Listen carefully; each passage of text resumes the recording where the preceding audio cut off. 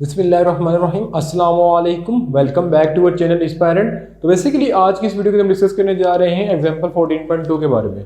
तो अगर previous lecture की बात की जाए तो उसके हमने एग्जांपल 14.1 एंड 14.2 कवर की थी। तो basically chapter number 14 electromagnetic induction की आज एग्जांपल नंबर 3 को करने जा रहे हैं। तो स्टार्ट करते हैं अपनी वीडियो को बगैर टाइम को वेस्ट किए और आ जाते हैं क्वेश्चन की स्टेटमेंट की तरफ।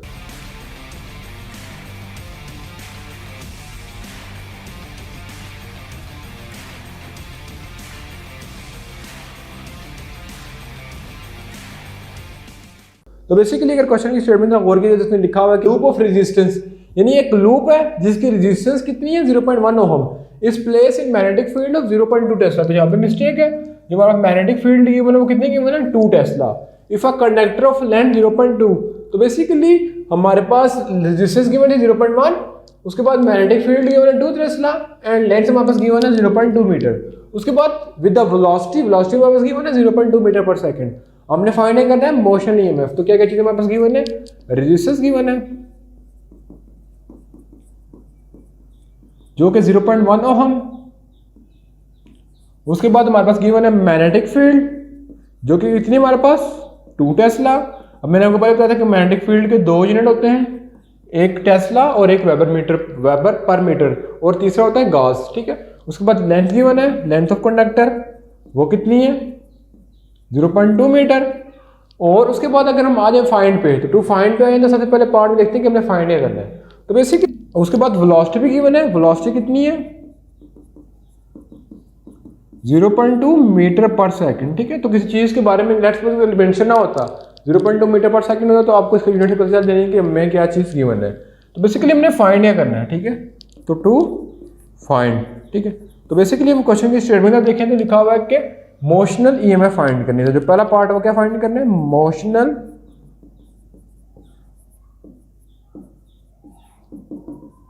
अब मोशनल ईएमएफ का फॉर्मूला क्या होता है, E is equal to B L V. ठीक है, अब B stand for magnetic field जो कि हमारे पास कितनी गिवन है 2 टेस्ला, लेंथ कितनी है 0.2 एंड वेलोसिटी इज 0.2। ठीक है, जब तीनों को मल्टीप्लाई करेंगे तो कितना आ जाएगा 0.08, और इलेक्ट्रिक फील्ड मोशन ईएमएफ का फॉर्मूला क्या होता है वेलोसिटी। ठीक है, सॉरी वोल्ट।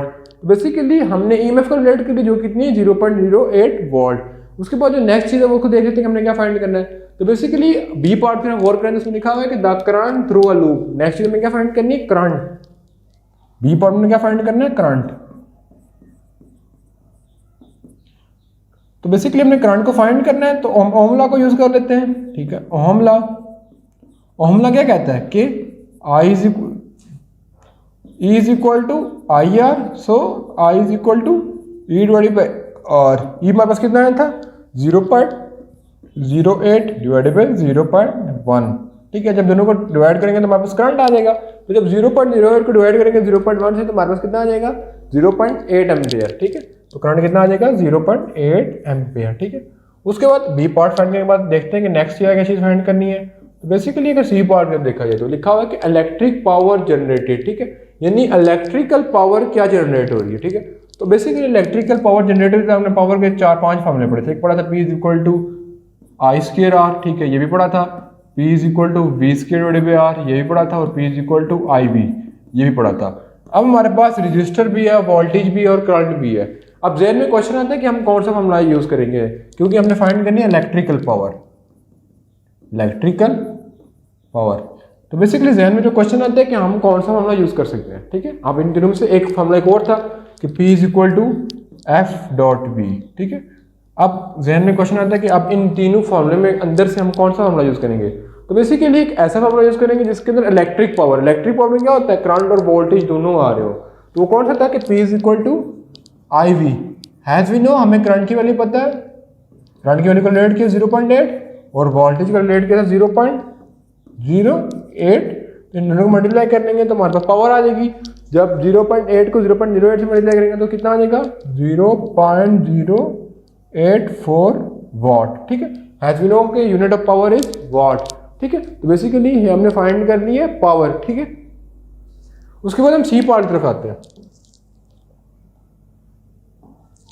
अब सी पार्ट में लिखा हुआ डी पार्ट की तरफ। डी पार्ट में लिखा हुआ है कि मैकेनिकल पावर हमने फाइंड करनी है, मैकेनिकल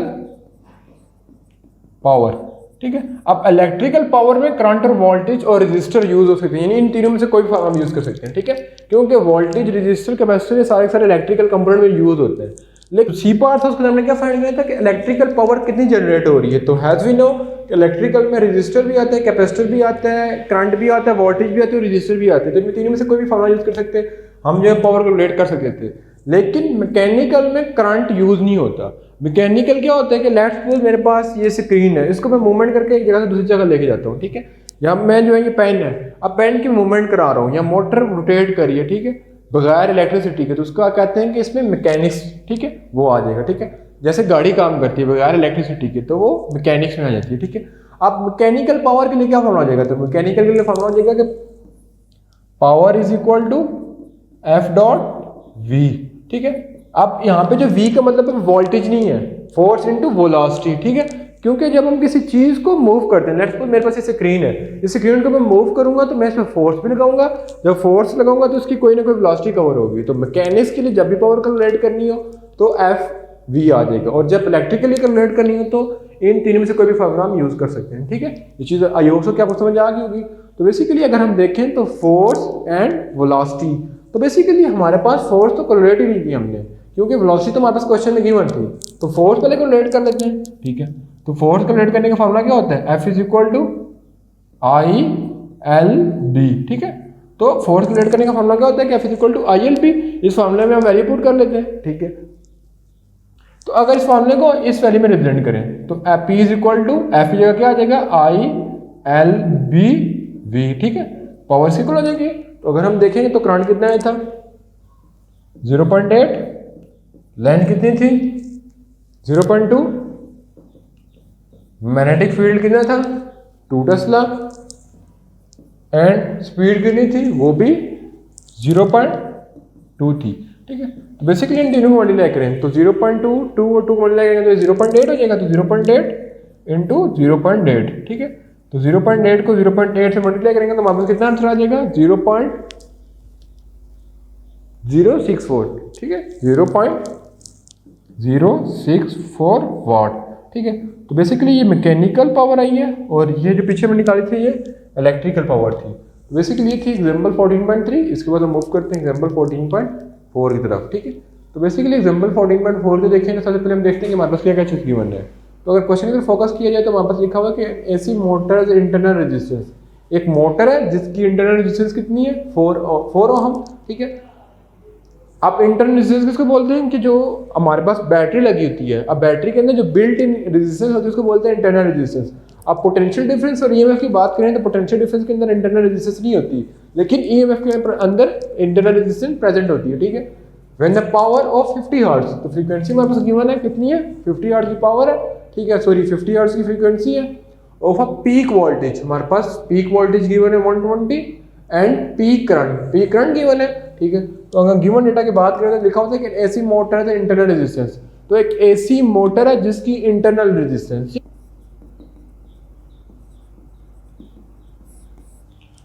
तो बेसिकली एक एसी मोटर थी जिसकी internal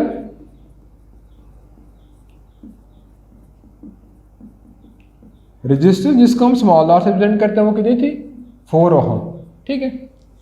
when power bye 50 hertz AC supply, तो बेसिकली एक एसी सप्लाई से उसको पावर दी जा रही है, ठीक है। अब एसी सप्लाई की जो पावर वोल्टेज है वो कितना है 120, ठीक है। अब वो कौन सा वोल्टेज है पीक, तो वी पी कितना है 120, ठीक है।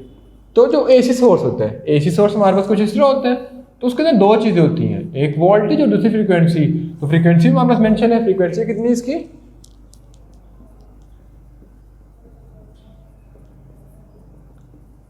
50 हर्ट्ज।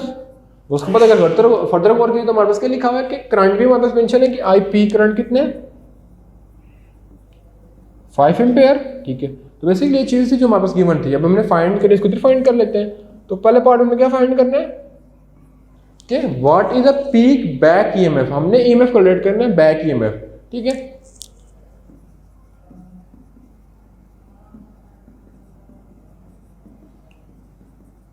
तो बैक ईएमएफ का फॉर्मूला क्या हो जाएगा कि क्या फॉर्मूला होता है कि E is equal to V minus I R, ठीक है। अब इस फॉर्मूले की मदद से हम बैक ईएमएफ को रिलेट कर लेंगे। तो हैज़ वी नो कि जो हमारे पास वोल्टेज था पीक कितना था 120, करंट कितना था peak 5 ampere and internal resistance 4 ओम।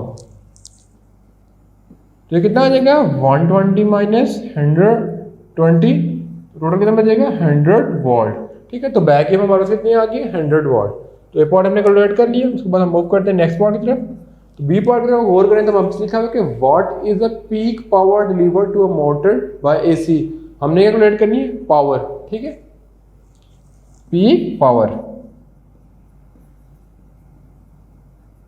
अब पावर का फॉर्मूला क्या होता है उसको यूज कर लेते हैं। तो बेसिकली जो पावर का फॉर्मूला यूज करेंगे,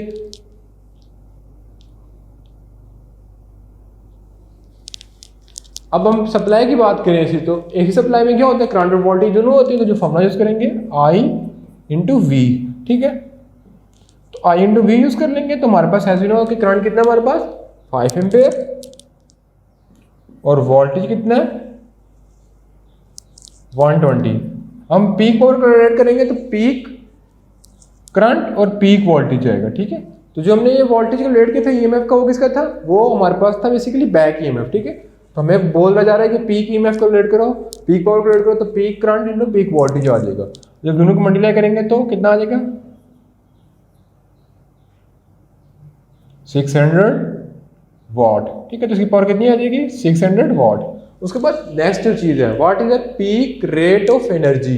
ठीक है, अब यहाँ पे रेट ऑफ एनर्जी की बात की जा रही है। ठीक है, तो मैं यहाँ पे आपको समझा दूँ।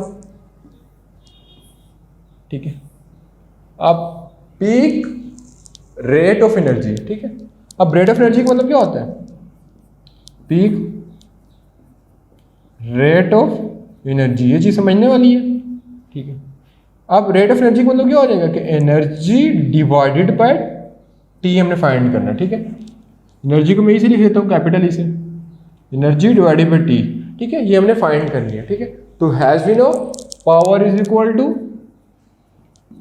Energy divided by time. ठीक है, तो हमें पता है कि पावर किससे इक्वल होता है एनर्जी डिवाइडेड बाय टाइम। तो इसको मैं लिख सकता हूँ कि power is equal to energy divided by time. ठीक है, तो पावर ही हम फाइंड कर लेते हैं। तो बेसिकली हमने इन चीज फाइंड करनी, तो हमारे पास जो पावर का फॉर्मूला होता है। ठीक है, अब लिखा हुआ है कि पावर इन हीट के लिए, तो हीट के लिए जो पावर का फॉर्मूला होता है वो क्या होता है आई स्क्वायर आर। ठीक है, तो ये हमारे पास हो जाएगा आई स्क्वायर आर। ठीक है, तो ई डिवाइडेड बाय टी लिखूं या पावर लिखूं, एक ही बात है।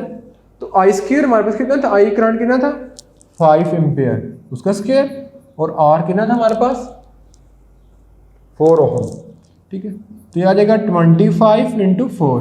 ठीक है, मल्टीप्लाई करेंगे तो 25 4 जो 100 वॉट। ठीक है, तो हमारे पास rate of change of energy कितना आ रहा है 100 वॉट आ रहा था। ठीक है, तो बेसिकली जो है वो हमने सी पार्ट भी कैलकुलेट करनी है। ठीक है, तो बेसिकली ये थी एग्जांपल 14.4। तो ये एग्जांपल 14.4 के बाद हम इंशाल्लाह नेक्स्ट वीडियो के अंदर न्यूमेरिकल क्वेश्चन को डील करेंगे। तो इंशाल्लाह मिलेंगे नेक्स्ट पार्ट में, तब तक अल्लाह हाफिज़।